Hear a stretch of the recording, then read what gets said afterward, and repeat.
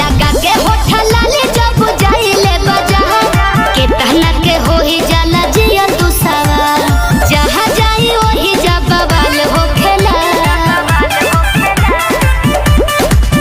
जवन लहिकी के खुला खुला बाल होखेला लहिका फंसा हवे के जाल होखेला लहिकी के खुला खुला बाल होखेला लहिका फंसा हवे के चाल होखेला।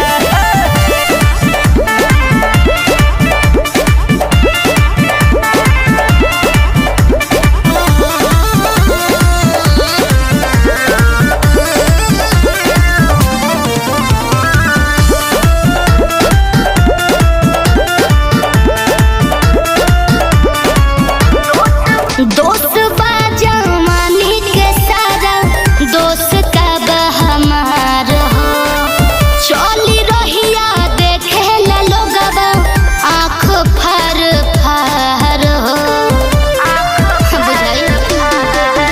होला लहिकिन के ना फरमाइश पूरा हल लहिको के लोभ में हो जाला बुरा बस दिलवा में हमनी सवाल होखेला जवन लहिकी के खुला खुला बाल होखेला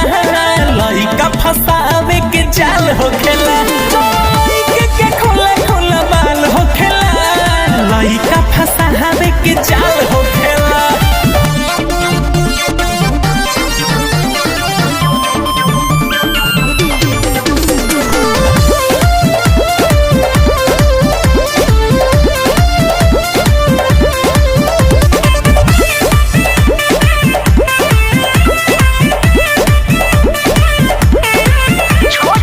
छोटन छाया